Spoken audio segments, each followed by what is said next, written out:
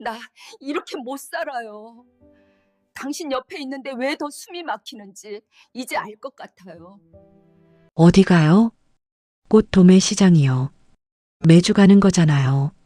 나도 같이 가면 안 되겠어요? 그 말이 처음 나왔던 날을 지금도 기억합니다. 두 아이를 둔 가장인데 회사 사정으로 권고사직 당했습니다. 막막한 마음에 시작한 채널인데 여러분의 구독 하나가 저희 가족에게 희망이 됩니다. 구독, 좋아요, 알림 설정 꼭 부탁드려요. 열심히 재밌는 글 만들겠습니다. 이상하다는 생각은 들지 않았습니다. 오히려 고마웠습니다. 새벽같이 일어나 무거운 꽃박스를 들고 혼자 다니는 것이 안쓰러웠나 보다고 그런 사람이 생겼다는 것이 신기하게도 따뜻하게 느껴졌습니다.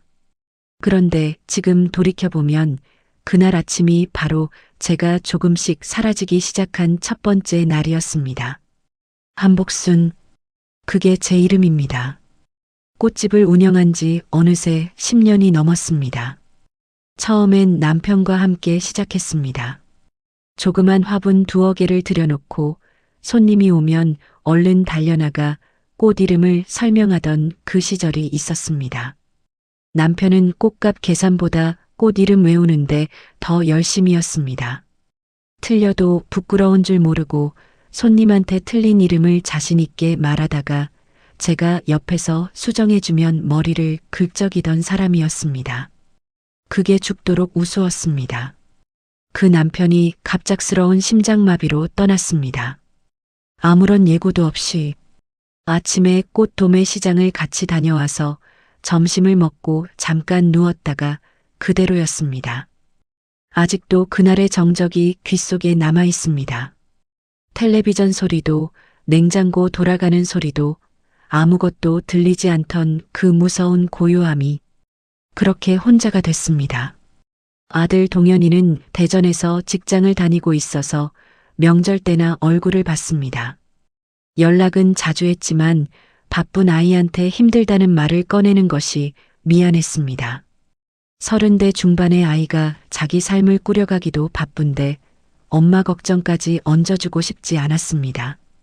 그래서 전화를 받으면 항상 괜찮다고만 했습니다. 잘 지낸다고, 꽃집도 잘 된다고, 건강하다고.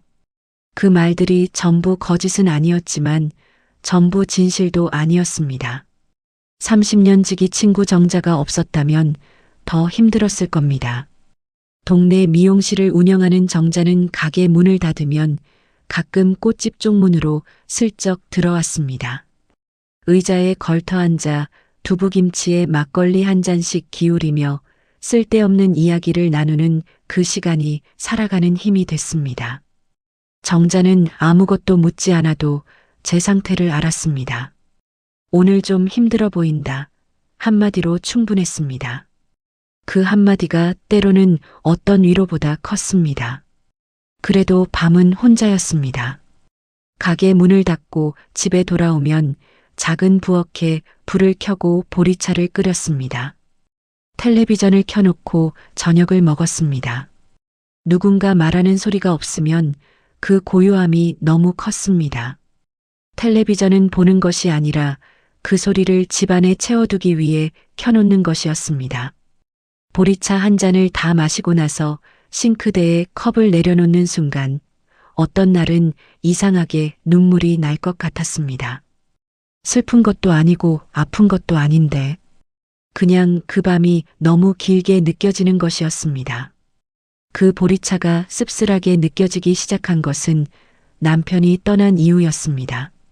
같은 차인데 같은 컵인데 혼자 마시는 것은 맛이 달랐습니다. 그게 외로움의 맛이었습니다. 그러던 어느 봄날 오후였습니다. 꽃집 문이 열리고 낯선 남자분이 들어오셨습니다. 키가 크고 자세가 고든 분이었습니다. 양복을 단정하게 차려입었는데 그게 과하지 않고 자연스러웠습니다. 국화꽃 한 다발을 사겠다고 하셨습니다. 어머니 기일이 가까웠다고 하셨습니다. 어머니가 국화를 유독 좋아하셨다는 말을 꺼내는데 목소리가 잠깐 낮아졌습니다. 저는 꽃을 다듬으면서 천천히 들었습니다. 그분이 바로 임태구였습니다. 그날 처음 본 그분의 인상은 믿음직했습니다. 30년 넘게 교육 현장에 있다가 교장으로 퇴임했다고 하셨습니다. 말투에 경솔함이 없었고 눈빛이 흔들림이 없었습니다.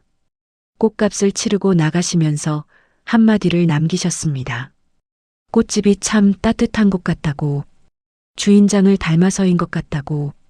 저는 그날 가게 문을 닫고 나서 그 말을 몇 번 다시 떠올렸습니다. 주인장을 닮아서. 오랫동안 누가 저를 보고 무언가를 닮았다는 말을 해준 적이 없었습니다. 그 말이 이상하게 오래 귓가에 맴돌았습니다. 집에 돌아와 보리차를 끓이고 앉았는데 그날따라 조금 덜 씁쓸한 것 같기도 했습니다.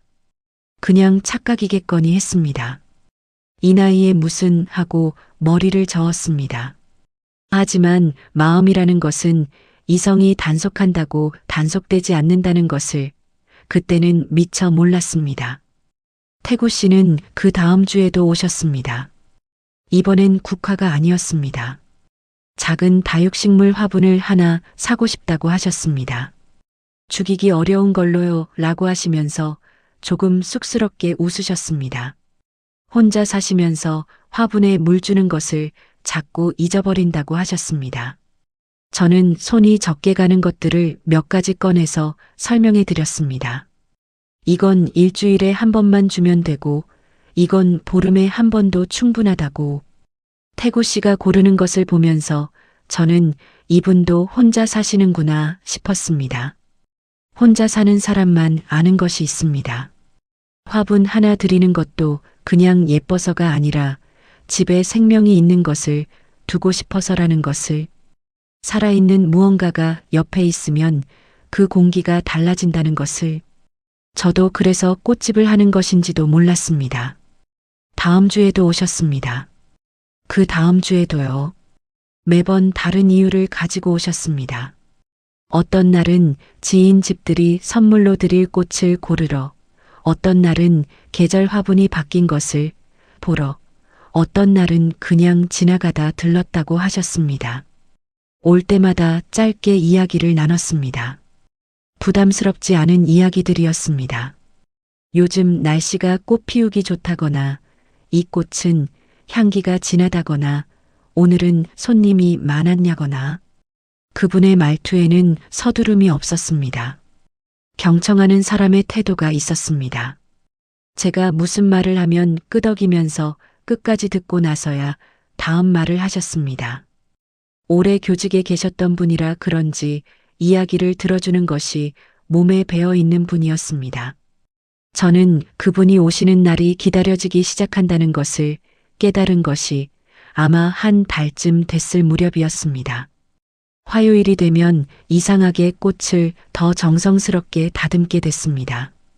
진열을 조금 더 가지런히 하게 됐습니다. 앞치마도 깨끗한 것으로 두르게 됐습니다. 스스로도 이게 뭔가 싶어서 웃음이 나왔습니다. 이 나이에 화요일이 기다려지다니. 하지만 동시에 마음 한편이 불편하기도 했습니다. 남편이 떠난 지 얼마 되지도 않은 것 같은데 라는 생각이 들었습니다. 시간이 얼마나 지났는지와 상관없이 그런 마음이 드는 것 자체가 미안하게 느껴졌습니다. 남편 생각을 하면서 혼자 꽃을 다듬다가 왜 이런 감정이 드는 건지 모르겠다고 스스로를 나무라기도 했습니다. 정자에게는 말하지 않았습니다. 말하면 바로 알아채고 한바탕 소란이 날 게 뻔했으니까요. 정자는 제 표정 하나로 모든 것을 읽는 사람이었습니다. 잠자코 있어야겠다고 생각했는데 그게 생각대로 되지 않았습니다. 어느 날 정자가 미용실 문을 닫고 들어오더니 저를 보자마자 말했습니다. 야, 너 요즘 뭔가 있지? 저는 아무것도 아니라고 손을 저었습니다.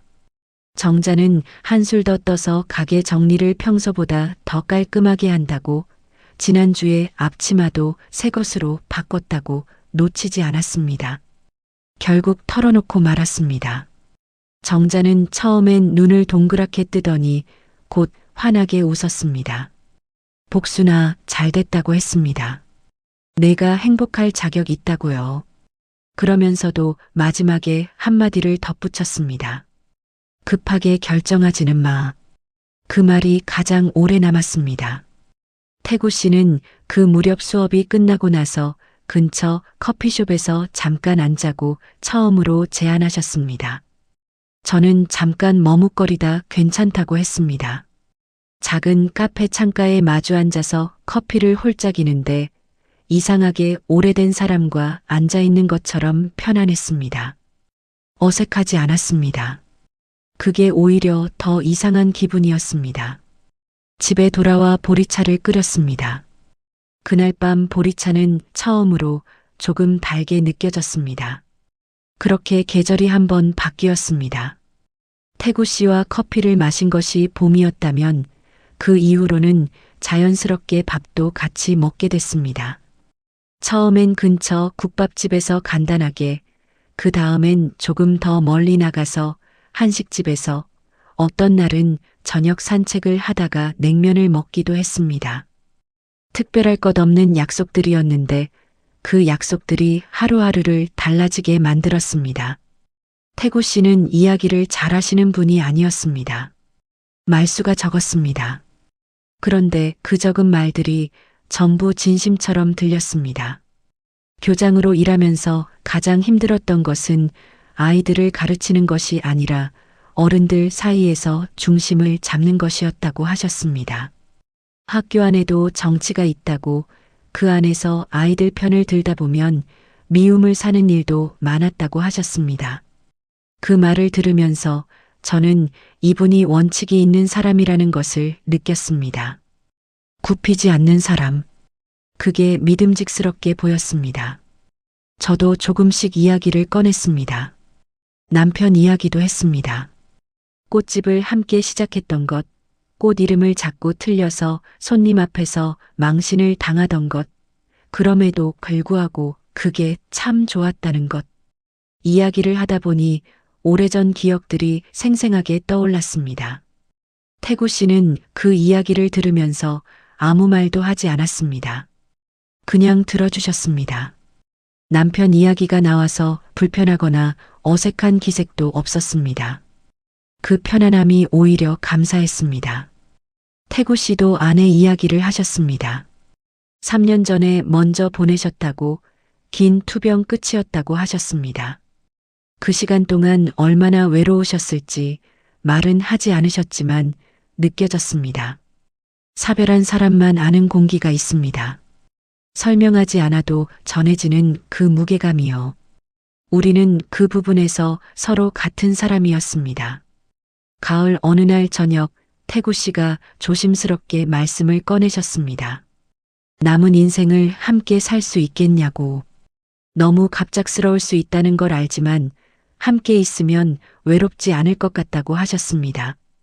혼자 사는 복순 씨가 걱정이 된다고, 경제적인 부분도 본인이 다 책임지겠다고 하셨습니다.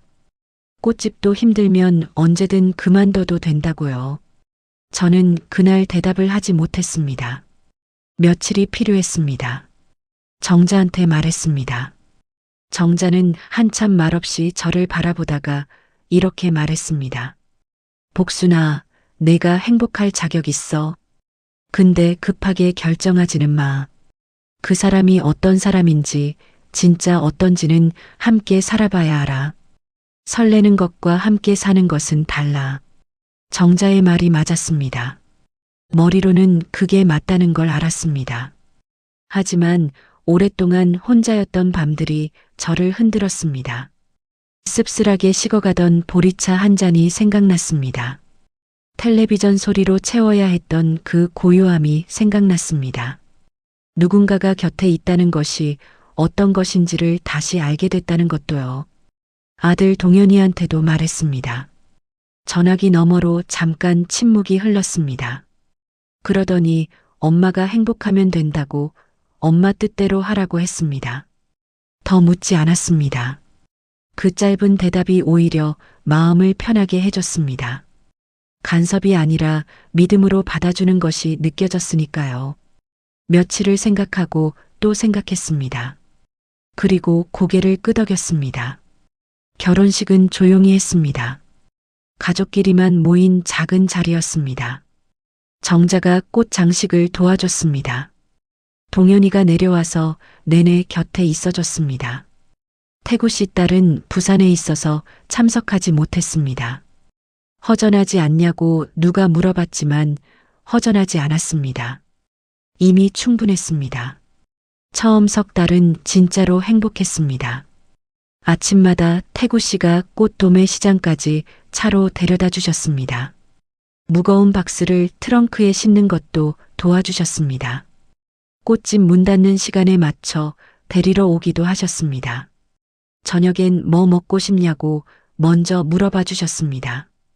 오랫동안 혼자 알아서 결정하고 알아서 챙기는 삶을 살아왔는데 누군가가 저를 먼저 생각해 준다는 것이 낯설면서도 감사했습니다. 주말엔 미술관을 같이 다녔습니다. 태구 씨는 그림에는 문외한이셨지만 제가 설명하는 것을 진지하게 들어주셨습니다. 이 그림은 왜 이 색을 썼는지, 이 구도가 왜 좋은지 설명하다 보면 시간이 어떻게 가는지 몰랐습니다. 태구 씨는 언젠가 집에도 그림을 하나 걸어두자고 하셨습니다. 제가 그린 것이면 더 좋겠다고요. 그 말에 얼굴이 밝아졌습니다. 집안일을 도와주시려는 모습도 좋았습니다. 혼자 다 하겠다고 하지 않았습니다. 서툴러도 옆에서 같이 하려는 태도가 있었습니다. 밥을 먹고 나면 설거지를 하겠다고 하셨습니다. 못 믿어서 제가 옆에서 지켜보다 결국 같이 하게 됐지만 그런 시간들이 싫지 않았습니다. 정자가 어떠냐고 물으면 좋다고 대답했습니다. 진심이었습니다. 정자도 그게 느껴지는지 표정이 밝아졌다고, 눈빛이 살아났다고 했습니다. 동현이도 전화해서 엄마 목소리가 좋아졌다고 했습니다. 아, 이런 거구나. 누군가와 함께 산다는 것이 이런 거구나. 오래 잊고 있던 것을 다시 알게 된 것 같았습니다. 밤마다 마시는 보리차가 달아졌습니다. 혼자 마시는 것과 같이 마시는 것이 이렇게 다른 줄 몰랐습니다. 텔레비전 소리가 없어도 집이 조용하지 않았습니다. 그냥 사람이 있다는 것만으로도 공기가 달라졌습니다. 그런데 결혼 후 넉 달쯤 됐을 때였습니다. 오래된 친구를 만나러 가겠다고 했습니다. 중학교 동창인데 오랫동안 못 봤다고 읍내 찻집에서 만나기로 했다고요.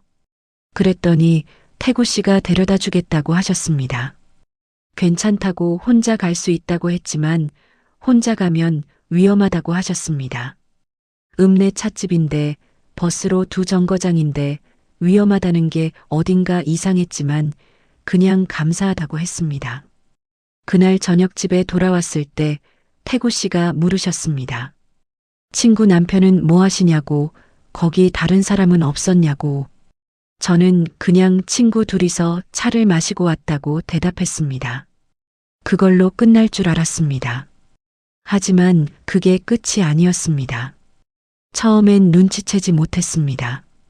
일주일 뒤 마트에 혼자 가겠다고 했을 때 태구 씨가 같이 가겠다고 하셨습니다. 무거운 것도 있을 텐데 혼자 들면 힘들다는 이유였습니다. 그 말이 맞기도 해서 그냥 함께 갔습니다.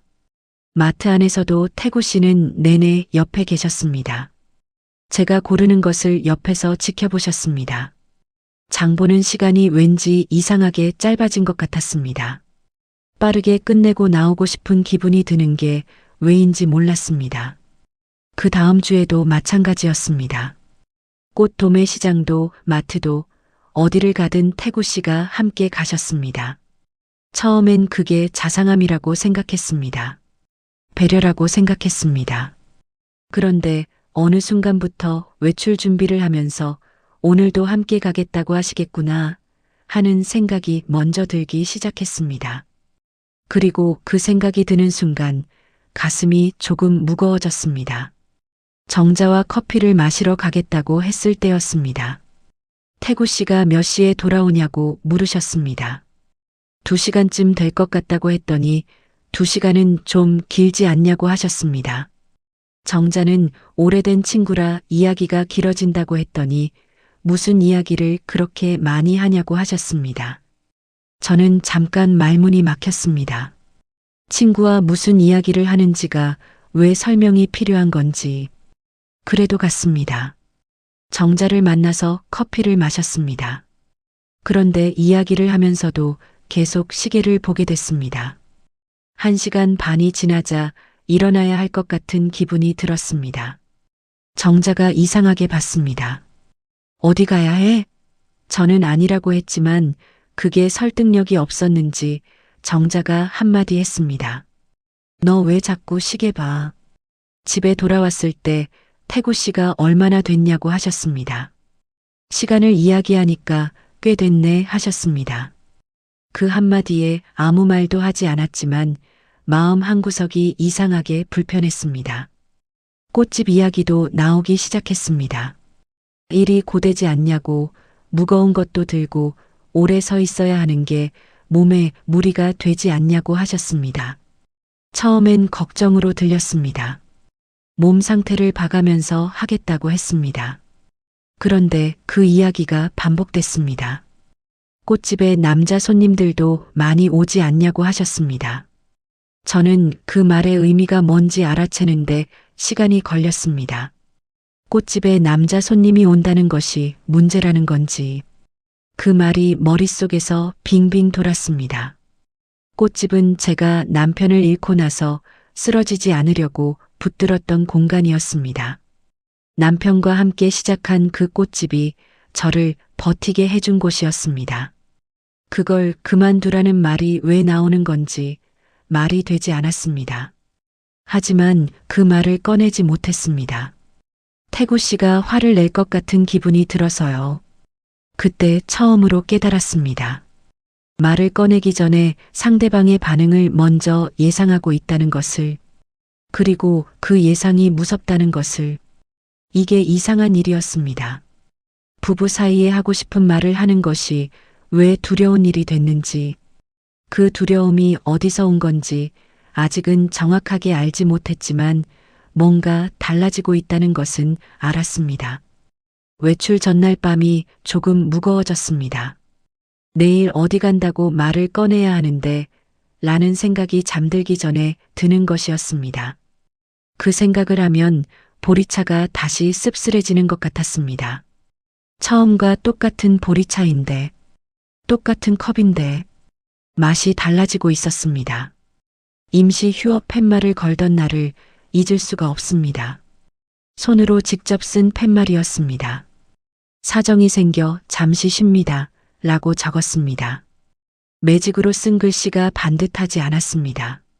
손이 떨렸으니까요. 유리문에 테이프로 붙이고 나서 한참을 그 자리에 서 있었습니다. 꽃 냄새가 났습니다. 아직 팔리지 않은 꽃들이 물통에 꽂혀 있었습니다. 저는 그 꽃들을 한참 바라봤습니다. 미안하다는 말을 꽃들한테 했습니다. 소리 내지 않고 마음속으로만요. 그 지경이 되기까지 생각보다 빠르게 진행됐습니다. 꽃집에 남자 손님이 많이 온다는 말이 처음 나왔을 때는 그냥 넘겼습니다. 그런데 그 이야기가 한 번으로 끝나지 않았습니다. 며칠 간격으로 같은 이야기가 조금씩 다른 방식으로 반복됐습니다. 꽃집에 있으면 몸이 힘들지 않냐고, 오래 서 있으면 무릎에 안 좋다고, 이제 그만해도 될 때가 됐다고. 처음엔 걱정으로 포장돼 있었지만 점점 포장지가 얇아졌습니다. 결국 솔직하게 말씀하셨습니다. 나는 당신이 꽃집 계속하는 게 불편하다고요. 저는 그 말을 듣는 순간 가슴이 서늘해졌습니다.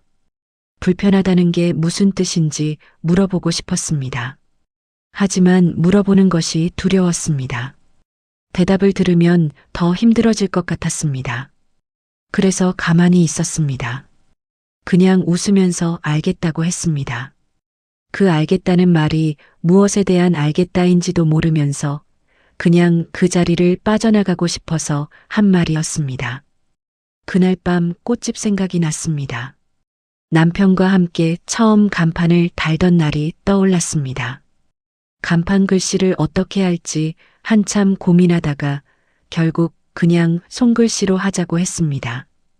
인쇄한 것보다 따뜻해 보인다고. 그 손글씨 간판이 지금도 꽃집 문 위에 달려 있습니다. 비바람에 조금 바랬지만 아직 선명합니다. 그 간판을 생각하니 눈물이 고였습니다. 꽃집은 단순한 일터가 아니었습니다. 남편이 떠나고 나서 아무것도 할 수 없을 것 같던 시간에 저를 붙잡아 준 곳이었습니다.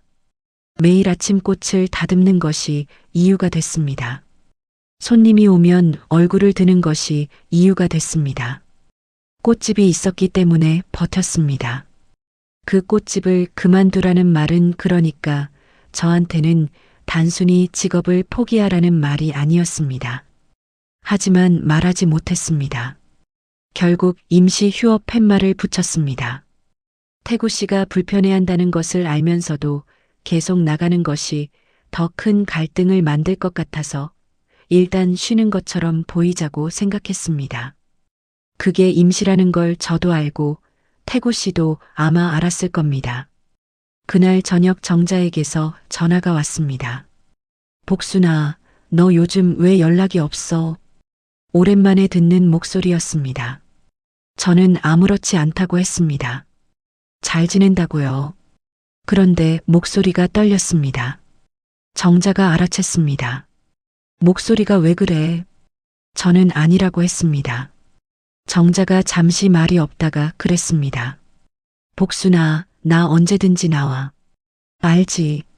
전화를 끊고 나서 한참을 그 자리에 앉아 있었습니다. 언제든지 나와.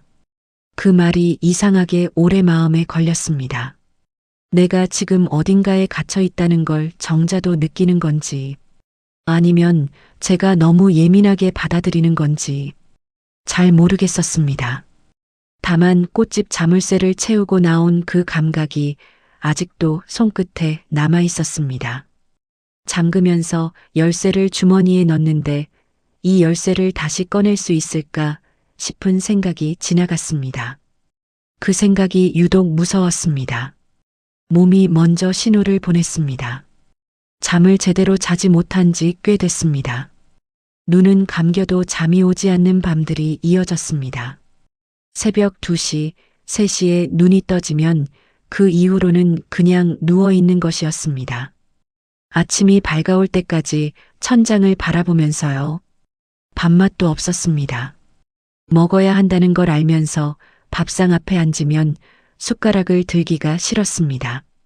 피로가 쌓이는데 낮에도 눕지 않았습니다. 누우면 더 이상한 생각이 날 것 같아서요. 어느 날 아침 거울을 봤다가 깜짝 놀랐습니다. 얼굴이 눈에 띄게 달라져 있었습니다. 살이 빠진 것도 보였고 눈밑이 거뭇했습니다. 이러면 안 되겠다 싶어서 동네 내과를 갔습니다. 의사 선생님이 이것저것 물어보시더니 스트레스성 자율신경 이상이라고 하셨습니다. 충분한 수면과 안정이 필요하다고 스트레스를 줄여야 한다고 하셨습니다. 스트레스를 줄여야 한다는 말이 집에 돌아오는 내내 머릿속에서 맴돌았습니다. 스트레스가 뭔지는 알았습니다. 다만 그것을 줄이는 방법을 몰랐습니다. 아니, 알고 있었지만 그 방법을 선택하는 것이 두려웠습니다. 태구 씨는 병원 다녀온 것을 알고 잘 됐다고 하셨습니다. 이제 무리하지 말고 집에서 쉬라고요. 꽃집도 안 나가는 마당에 집에서 쉬면 된다고 하셨습니다. 그 말이 걱정인지 통제인지 구분이 되지 않았습니다. 그냥 고개를 끄덕였습니다. 며칠 후였습니다. 태구 씨가 오전에 잠깐 외출을 하셨습니다. 그 시간에 초인종이 울렸습니다. 정자였습니다. 손에 반찬통을 들고 서 있었습니다. 밑반찬 좀 만들었다고, 맛있는 거 먹어야 한다고. 저는 정자를 보는 순간 목이 메었습니다. 참으려고 했습니다. 들어오라고 하면서 등을 돌렸습니다. 부엌에 가서 물을 끓이는 척을 했습니다. 그런데 정자가 뒤따라 들어오더니 제 어깨를 잡고 돌려 세웠습니다. 복순아, 얼굴이 왜 이래?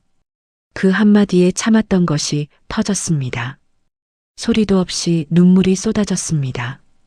식탁 앞에 앉아서 한참을 울었습니다. 정자는 아무 말도 하지 않았습니다. 그냥 제 손을 잡고 옆에 앉아 있었습니다. 그게 더 고마웠습니다. 말로 위로하려 하지 않고 그냥 거기 있어주는 것이요. 한참을 울고 나서 말했습니다. 숨이 막힌다고. 어디 가고 싶어도 못 가고, 누구 만나고 싶어도 마음대로 못 만나고, 하고 싶은 말이 있어도 꺼내기가 두렵다고. 꽃집도 문을 닫았다고. 그 꽃집이 저한테 어떤 곳인지 정자는 아는 사람이었습니다. 정자의 얼굴이 굳어졌습니다. 복순아, 이건 아니야. 정자가 나지막하게 말했습니다. 배려가 아니야, 이건. 너를 가두는 거야. 가둔다는 말이 가슴에 꽂혔습니다. 그 말을 들으면서 저도 그 단어가 맞다는 것을 알았습니다. 갇혀 있다는 느낌, 좁아진다는 느낌, 그게 바로 그것이었습니다. 하지만 그것을 인정하는 것이 무서웠습니다. 인정하면 다음이 보이기 때문이었습니다. 정자가 돌아가고 나서 오래 앉아 있었습니다. 눈이 부어서 뻑뻑했습니다. 반찬통을 냉장고에 넣으면서 손이 떨렸습니다.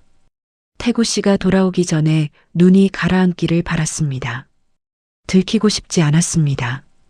울었다는 것을, 정자를 만났다는 것을, 그날 밤 잠을 이루지 못하면서 생각했습니다. 나는 지금 무엇을 참고 있는 건가? 왜 참고 있는 건가? 오래된 질문이었습니다. 하지만 그날 밤은 그 질문에서 도망치지 않았습니다. 정면으로 바라봤습니다. 뭔가가 달라지기 시작했습니다. 아직 결론은 없었지만 마음속 어딘가에서 오래 잠들어 있던 것이 천천히 눈을 뜨는 것 같았습니다. 동현이가 내려온 건 그로부터 일주일쯤 뒤였습니다. 갑자기 연락이 왔습니다. 내려가도 되냐고요. 저는 왜 갑자기냐고 물었습니다. 그냥 엄마 보고 싶어서요 라고 했습니다. 짧은 대답이었지만 그 이면에 정자가 있다는 것을 어렴풋이 느꼈습니다. 정자가 연락을 했구나. 그렇게 생각했지만 그것이 싫지 않았습니다. 토요일 오후에 동현이가 왔습니다. 현관문을 열자마자 저를 보더니 눈빛이 흔들렸습니다. 그런데 아무 말도 하지 않았습니다. 그냥 안으로 들어오면서 어머니 밥은 먹었어요. 라고 했습니다. 저는 먹었다고 했습니다. 동현이는 주방을 들여다보더니 간단하게 뭐라도 만들겠다고 했습니다. 장을 봐왔는지 가방에서 이것저것 꺼냈습니다. 태구 씨는 그날 오후 지인과 약속이 있어서 저녁 늦게 돌아오기로 했습니다. 처음으로 둘만의 시간이 생겼습니다. 동현이가 부엌에서 된장찌개를 끓이는 동안 저는 식탁 앞에 앉아 그 뒷모습을 바라봤습니다. 아이 등이 언제 이렇게 넓어졌는지 저 등을 보면서 어릴 때 학교 보내던 기억이 났습니다. 가방이 너무 크다고 울먹이던 아이가 이렇게 컸습니다. 밥상이 차려지고 마주 앉았습니다. 동현이가 찌개를 뜨면서 조용히 말했습니다. 엄마, 살이 많이 빠졌어요. 저는 원래 이랬다고 했습니다. 동현이가 고개를 저었습니다. 아니에요. 저 엄마 알아요. 그러더니 숟가락을 내려놓고 저를 똑바로 바라봤습니다. 엄마, 솔직하게 말해줘요. 저는 괜찮다고 하려다 멈췄습니다. 얼마나 많은 사람들한테 괜찮다고 말해왔는지가 순간 떠올랐습니다. 정자한테도 동현이한테도 전화가 올 때마다. 그런데 그게 전부 거짓말이었습니다. 정확하게는 괜찮고 싶다는 바람이었습니다. 괜찮다는 현실이 아니라 천천히 말했습니다. 꽃집 이야기를 했습니다. 외출 이야기를 했습니다. 말을 꺼내기 전에 눈치를 봐야 한다는 것도 말했습니다. 오래 참았던 것들이 천천히 나왔습니다. 동현이는 아무 말도 하지 않고 들었습니다. 중간에 끊지 않았습니다. 다 말하고 나서야 그 아이가 입을 열었습니다. 엄마, 행복하지 않으면 저도 행복하지 않아요. 그 말이 가슴에 쑤셔 박혔습니다. 아이가 크고 나면 부모는 아이 걱정을 덜 해도 된다고들 하지만 아이가 엄마 걱정을 하고 있었습니다. 그것도 아무 말 안 해도 알고 있었습니다. 오래전부터 저는 눈물을 닦으면서 나 때문에 걱정하지 말라고 했습니다. 동현이가 웃으면서 말했습니다. 엄마가 그 말 안 했으면 좋겠어요. 엄마 걱정하는 게 제 권리인데요. 식사를 마치고 나서도 오래 앉아 있었습니다. 특별한 이야기를 더 나눈 것은 아니었습니다. 그냥 같이 있는 것이었습니다. 동현이가 설거지를 하고 저는 옆에 서서 행주를 건넸습니다. 남편이 살아있을 때처럼 부엌에 두 사람이 있는 것이 오랜만이었습니다. 그 온기가 이상하게 눈물겹게 느껴졌습니다. 동현이가 돌아가는 길에 말했습니다. 엄마, 어떤 선택을 하든 제가 옆에 있을게요. 저는 고개를 끄덕였습니다. 엘리베이터 문이 닫히고 나서 한참을 거기 서 있었습니다. 마음이 정해지고 있었습니다. 아직 입 밖으로 꺼내지 않았지만 이미 알고 있었습니다. 이제 무엇을 해야 하는지를요. 말을 꺼내기까지 며칠이 걸렸습니다. 몇 번이나 마음을 다잡고 꺼내려다 멈췄습니다. 막상 태구 씨 얼굴을 보면 이 사람이 나쁜 사람은 아닌데 하는 생각이 들었습니다. 실제로 나쁜 사람이 아닐 수도 있었습니다. 그냥 자신도 모르게 그렇게 된 것일 수도 있었습니다. 오래 권위적인 환경에 있던 사람이 그 방식을 가정에도 가져온 것일 수도 있었습니다. 이해하려고 하면 이해가 되는 부분도 있었습니다. 하지만 이해와 함께 살 수 있는가는 다른 문제였습니다. 꽃집 자물쇠를 채운 날이 계속 생각났습니다.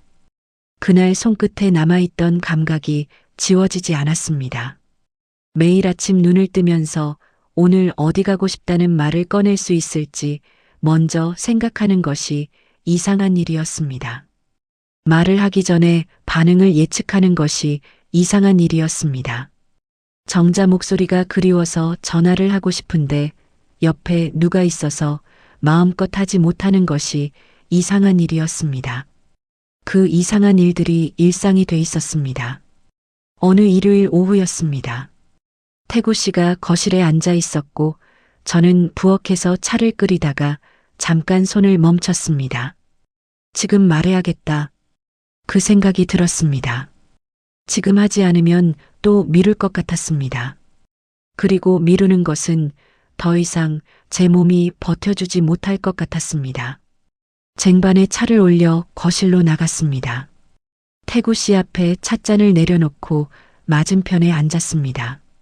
잠깐 얘기 좀 해도 될까요? 하고 말했습니다. 태구 씨가 고개를 들었습니다.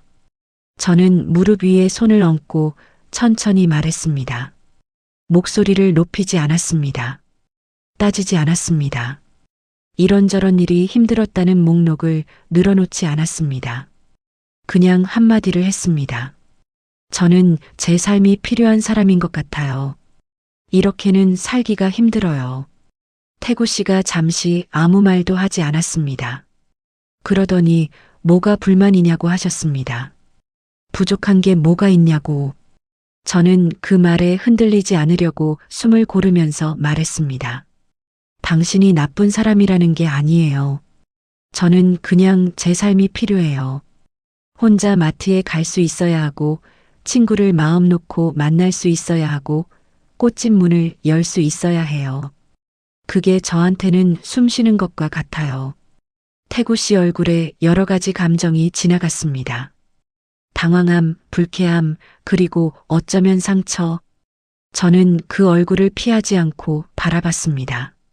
처음으로 눈을 피하지 않았습니다. 긴 침묵이 흘렀습니다. 태구 씨가 나지막하게 말씀하셨습니다. 내가 그렇게 힘들게 했냐고요. 저는 대답 대신 고개를 끄덕였습니다. 또 침묵이 흘렀습니다. 그 침묵이 무겁지 않았습니다. 오히려 처음으로 진짜 대화를 하고 있는 것 같았습니다. 결국 서류를 준비하는 것으로 결론이 났습니다. 한 달이 걸렸습니다. 그 한 달 동안 같은 집에 있으면서 말수가 적었습니다. 어색했지만 지난 몇 달보다는 나았습니다. 적어도 그 어색함은 제가 선택한 것이었으니까요.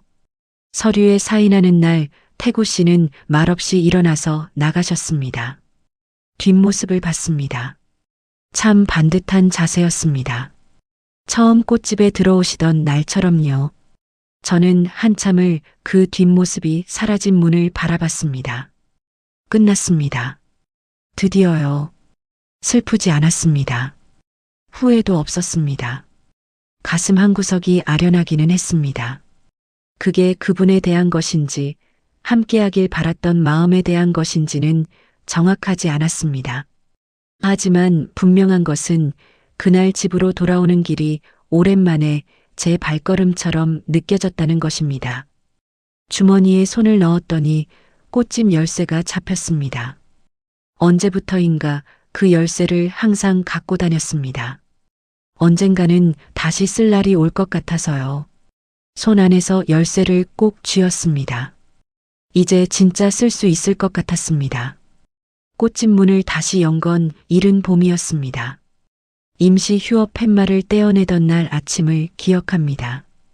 테이프 자국이 유리에 조금 남아 있었습니다. 손가락으로 문질러서 닦아냈습니다. 유리가 맑아지는 것을 보면서 숨을 깊게 들이마셨습니다. 꽃 도매 시장에서 새벽같이 사온 꽃들이 물통에 가득했습니다. 노란 프리지아, 연분홍 스토크, 하얀 안개꽃, 꽃 냄새가 골목까지 퍼졌습니다. 혼자서 꽃을 다듬는데 눈물이 났습니다. 슬퍼서가 아니었습니다. 이 공간이 여전히 저를 기다려주고 있었다는 것이 고마워서였습니다. 꽃들은 제가 없는 동안에도 계절을 바꾸며 피어났습니다. 그게 당연한 것인데도 왠지 그게 위로가 됐습니다. 오전 10시쯤 됐을 때 정자가 케이크 상자를 들고 나타났습니다. 생크림 케이크였습니다. 꽃집 재개업 축하한다고 이것밖에 생각이 안 났다면서 쑥스럽게 웃었습니다. 저는 웃으면서 받았습니다. 정자가 가게 안을 둘러보더니 역시 꽃집은 복순이 있어야 한다고 했습니다. 그 말이 단순한 인사치레가 아니라는 걸 알았습니다. 단골 손님 선영 씨도 오셨습니다. 꽃 한 다발을 손에 들고요. 꽃집에 꽃을 들고 온다며 우리 셋이 함께 웃었습니다. 선영 씨가 말했습니다. 이 동네에 이 꽃집이 없으니까 뭔가 허전하더라고요. 기다렸어요. 그 말에 또 눈물이 날 뻔했습니다. 억지로 참았습니다. 오늘은 울지 말자고 마음먹었으니까요. 적어도 꽃집 문을 연 이날은 웃는 날로 만들고 싶었습니다. 오후가 됐을 때 문이 열리더니 동현이가 들어왔습니다. 대전에서 아침 일찍 내려온 모양이었습니다. 손에는 색깔 매직 2자루와 하얀 종이 한 장이 들려 있었습니다. 뭐 하려고 가져왔냐고 했더니 유리창에 안내문 쓰려고요. 라고 했습니다. 제가 말릴 새도 없이 유리문 안쪽에 종이를 붙이고 매직으로 글씨를 쓰기 시작했습니다. 한복순 꽃집, 다시 문 열었습니다. 삐뚤빼뚤한 글씨였습니다. 어릴 때 받아쓰기 점수가 늘 낮았던 아이였습니다. 그 삐뚤한 글씨가 이상하게도 제일 예뻐 보였습니다. 저는 그 안내문을 바라보면서 한참을 그 자리에 서 있었습니다. 동현이가 옆에 서서 어때요? 라고 물었습니다. 저는 대답을 못하고 그냥 아이 어깨를 한번 두드렸습니다. 말로 하지 않아도 됐습니다. 손님들이 하나둘 들어오기 시작했습니다. 오랜 단골들이 반가워하며 왜 문 닫았었냐고 물었습니다. 사정이 좀 있었다고 했습니다. 다들 더 묻지 않았습니다. 그냥 반갑다고 기다렸다고 했습니다. 그 말들이 하나하나 마음에 쌓였습니다. 이 자리에 내가 있어야 한다는 것을 이 사람들이 알고 있었습니다. 저녁 무렵 손님이 뜸해지고 가게 안에 혼자 남았습니다. 꽃을 정리하면서 오늘 하루를 돌아봤습니다. 정자, 선영 씨, 동현이, 그리고 오늘 들러준 손님들, 저를 기억해준 사람들이 이렇게 많았습니다. 혼자라고 생각했는데 혼자가 아니었습니다. 가게 문을 닫고 나서 집으로 걸어오는데 봄바람이 불었습니다. 살갗에 닿는 바람이 부드러웠습니다.